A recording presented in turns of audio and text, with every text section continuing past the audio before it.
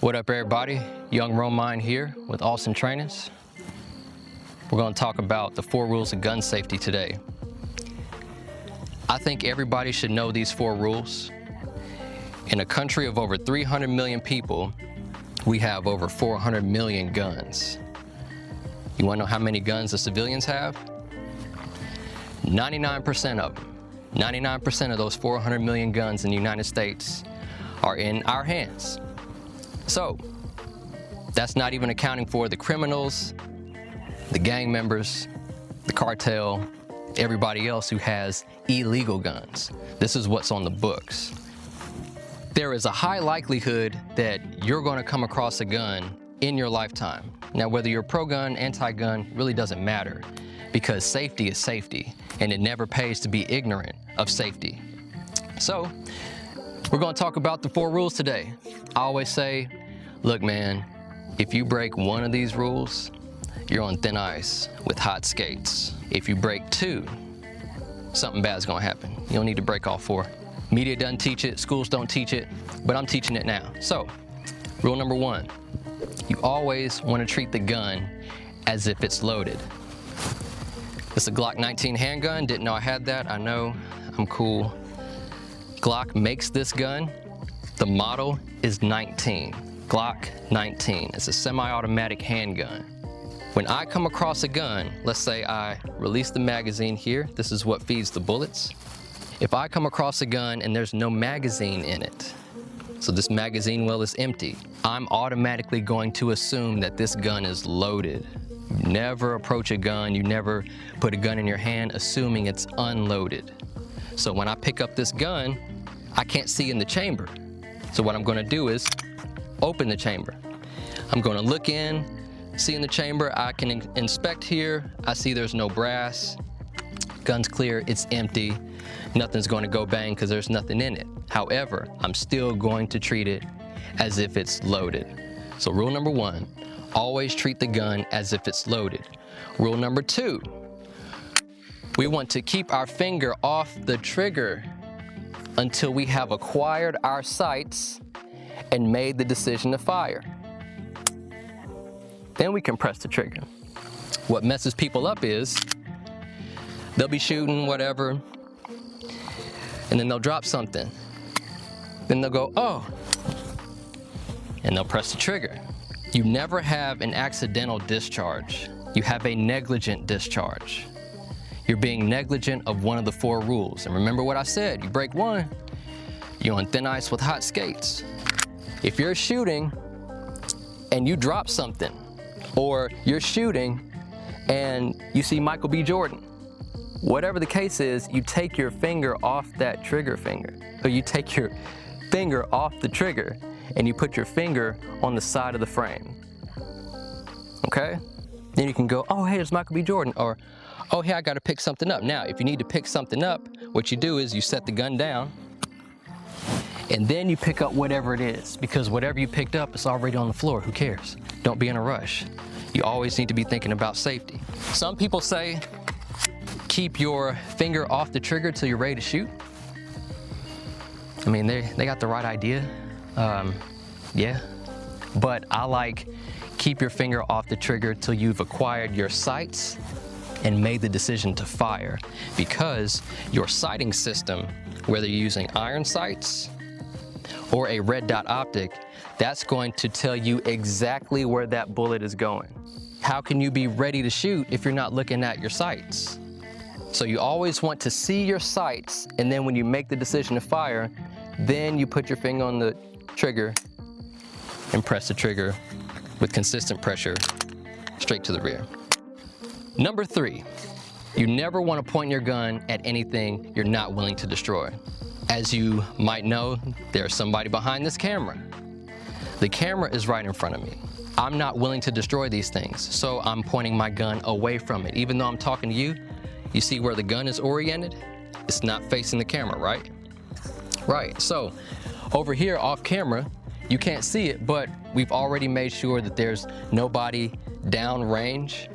There's nobody off in the distance. If I was to make a couple bad decisions in a row, load the gun, press the trigger without looking at my sights, So just like you don't point knives at people, you don't point guns at people. Pretty simple, but people make mistakes. People become negligent. So never point the gun at anything you're not willing to destroy. Rule number 4, you always want to know what your target is and what's beyond your target, because bullets go through things. When it comes to handguns, you got 2 types of bullets. You have full metal jacket and hollow point. So I'm gonna explain the full metal jacket first. The full metal jacket can go by FMJ, full metal jacket, ball ammo, practice ammo, range ammo. It's not that it's any less lethal or whatever the case may be. When you explain or when you learn about a bullet, you'll learn a few things. This little circle right here is the primer. The firing pin is going to hit this little circle called the primer. It's going to ignite the gunpowder in the shell casing, and it's going to eject the bullet. This tip is the bullet, not the whole thing. But we call it bullet for short because it's new millennium. We're trying to be easy. This tip is the bullet. This tip, since it's pointy, it will over penetrate. So we're outdoors today, but let's say we were indoors, right? And we had walls around us, just regular standard walls. If I fire a shot at the wall, it's gonna go through that wall, through the next wall, hit David, okay? It's just gonna keep going till it hits something hard enough to stop it or it just loses velocity. So that's why people refer to this as practice ammo or range ammo. It's also less expensive because the hollow point has more technology in it. So hollow points don't explode.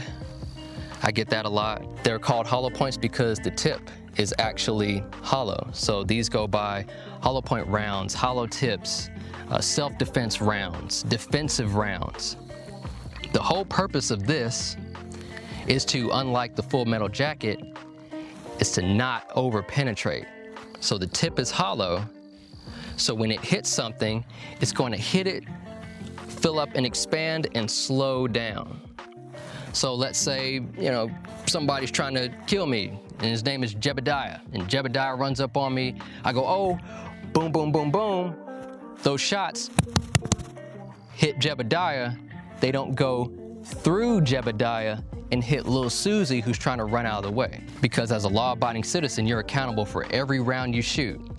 So when you're going to the range, you want to shoot with these. If, like, let's say you're buying a gun because you're going to use these for self-defense. So you want to see how it feels. You want to get accustomed to loading it. You want to feel the recoil and everything. And you want to make sure that it works with your gun. You want to make sure that your gun likes how this feeds.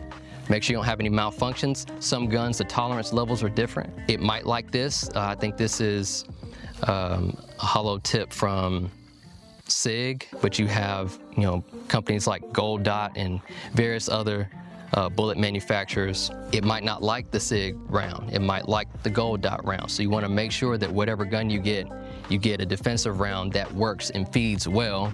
You want to feel that on the range, but then when you're doing a long day of training or whatever the case may be, you just want to get your reps in, that's when you're going to use the full metal jacket. It's less expensive, and it can over penetrate because when you're shooting in a range or what have you, you're usually shooting at steel way down at the end of the range. Nobody's down there, so no harm, no foul.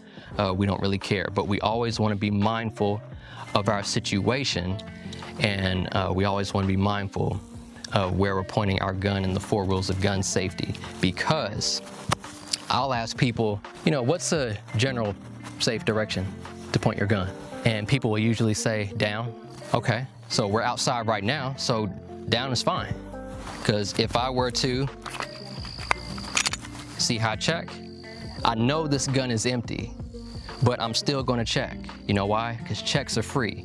Costs you nothing to check, and it takes 2 seconds. If that was even 2 seconds. So I'm always checking.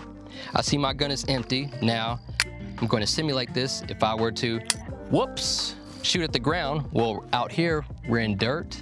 So the bullet's going into the dirt, no harm, no foul.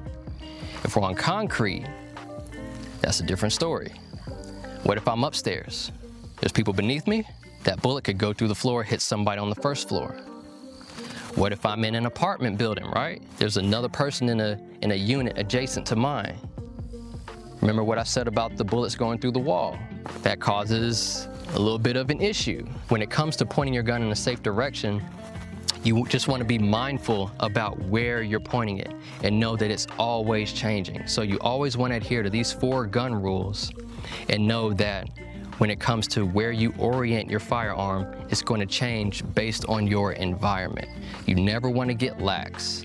If you break 1, you're on thin ice with hot skates. If you break 2, something bad is going to happen.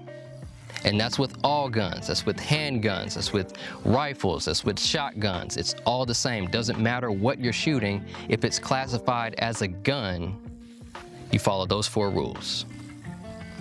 Like, subscribe, all that. Share. People need to see this.